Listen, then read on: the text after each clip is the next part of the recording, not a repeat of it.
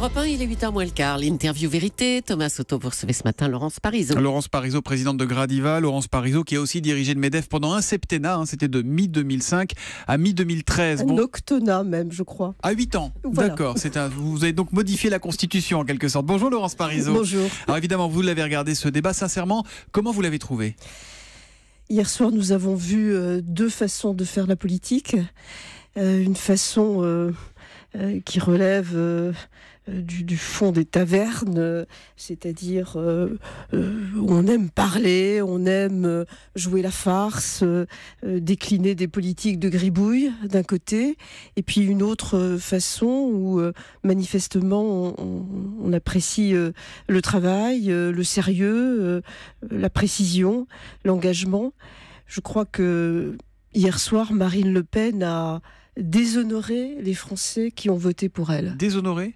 Bien sûr, je crois que beaucoup se sont sentis humiliés face à tant de vulgarité, de haine, de n'importe quoi. C'était une farce.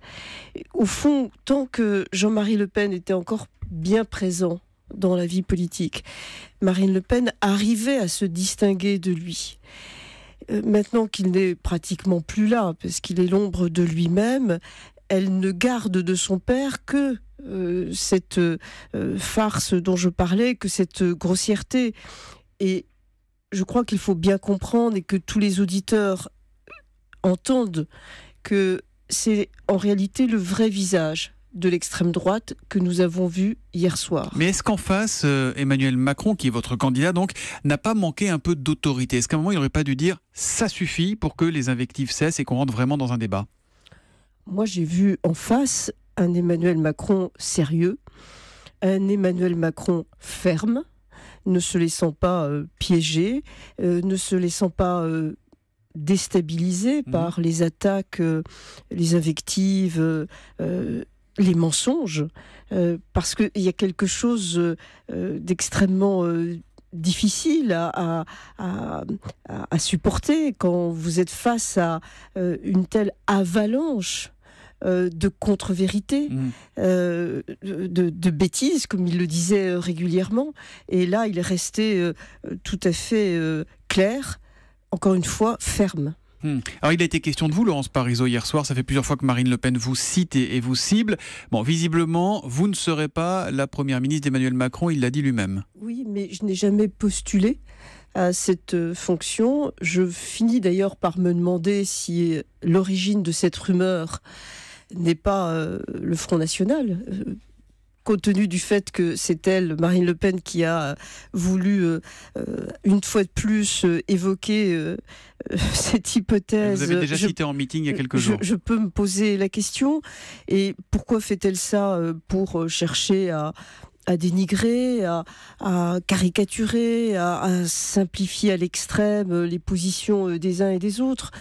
La question ne se pose pas et les manœuvres du Front National sont évidentes. Vous savez, ce sont des menteurs. C'est leur personnalité, ce qui n'est vraiment pas le cas de leurs électeurs. C'est pour ça que, au fond, ce matin, moi, je suis très triste pour tous ceux qui, jusqu'à présent, ont cru qu'il y avait peut-être quelque chose de différent avec cette personne, parce qu'elle a effectivement le langage de proximité qui peut parfois rassurer. C'est d'ailleurs quelque chose qu'Emmanuel Macron doit apprendre, à mon avis, encore aujourd'hui. Savoir parler à tout le monde, à tous les Français. Parce qu'il est le candidat de la France qui va bien, de ceux qui ont un travail, des quartiers favorisés, des privilégiés en tout genre, comme on entend parfois. Je ne crois pas que ce soit le candidat des privilégiés.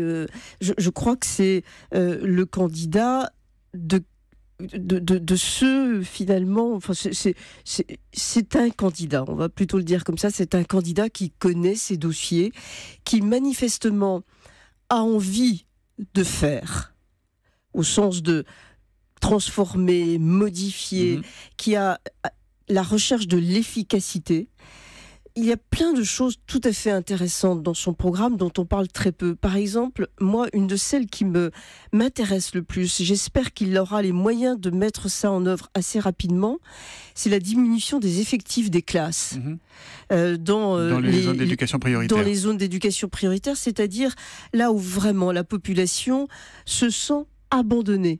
Et donc, c'est bien cette population abandonnée, d'ailleurs, qui est tentée par le vote extrémiste. Eh bien, ça, plus vite, et si jamais il arrivait à faire ça dès la rentrée scolaire 2017, oui, c'est ça. C'est ce qu'il a annoncé, donc pour septembre, s'il est élu. C'est absolument formidable. Intéressons-nous à cela et faisons en sorte que tout le monde ait envie de contribuer à sa réussite. Il veut aussi simplifier le droit du travail par ordonnance. Est-ce qu'il se trompe là ? Vous n'aviez pas été tendre avec le gouvernement l'an dernier quand il avait exclu les partenaires sociaux de la préparation de la loi El Khomri. Lui, il veut tout faire par ordonnance là-dessus. Oui, je reste convaincu qu'on peut faire beaucoup de choses avec les organisations syndicales, que le syndicalisme réformiste progresse en France.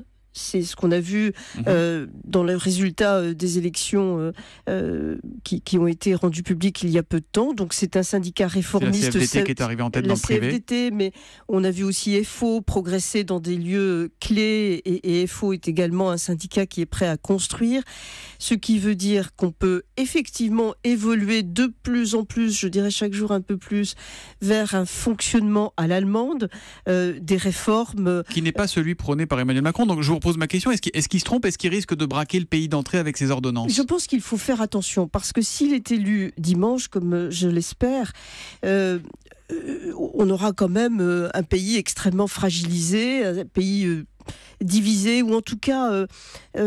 pas très à l'aise avec cette élection qui a connu tellement d'événements que tout le monde est encore très perturbé. Donc il faudra travailler avec tout le monde. C'est aussi quand même s'il parle d'ordonnance, c'est un homme de la synthèse, Emmanuel Macron. Ça rappelle François Hollande, la synthèse. C'est un homme... il a une fermeté que n'avait pas, ou que n'a pas démontré en tout cas François Hollande dans son quinquennat. Donc on peut être à la fois dans la synthèse, mais une fois que la décision est prise, l'appliquer clairement et totalement. Je voudrais revenir sur votre place éventuelle dans le dispositif Macron en cas d'élection. Est-ce que vous avez envie de vous engager d'une manière ou d'une autre, Laurence Parisot ? Thomas Soto, je suis engagée pour notre pays dans la vie publique depuis déjà longtemps. J'ai fait des choses d'ailleurs dans le consensus avec les partenaires sociaux. Mais est-ce que vous avez envie d'être candidate aux législatives, par exemple ? Probablement pas, parce que je pense que je peux apporter différemment. S'il y a... honnêtement, vous conviendrez avec moi que pour le moment, personne ne sait comment les pouvoirs publics vont s'organiser dans les 4 semaines qui viennent. C'est une grande incertitude. Le talent extraordinaire d'Emmanuel Macron, c'est qu'il a fait vraiment éclater le système politique que plus personne ne supportait, même ceux qui étaient dans le système. Alors je vais au bout de ma question. Maintenant, comment on va le reconstruire, c'est une autre chose. Je vais au bout de ma question. Finalement, c'est pas honteux de vouloir être aux affaires, de vouloir aider. Si vous proposez d'être au gouvernement, pas à Matignon mais au gouvernement, est-ce que vous considéreriez la question ? Bien sûr, mais ça fait pas de doute. Mais si on me le considère, si on me le propose pas, je n'en serai pas désespérée pour autant et j'agirai d'une autre façon. Mais concentrons-nous quand même sur dimanche. Et moi, je voudrais vous dire une chose. Aujourd'hui, ce qui compte, c'est que la France puisse démontrer au monde entier, je dis bien au monde entier, puisque tout le monde a compris que le monde entier nous regardait, que nous étions bien la France, c'est-à-dire ce pays qui a toujours eu dans des moments clés de l'histoire un temps d'avance.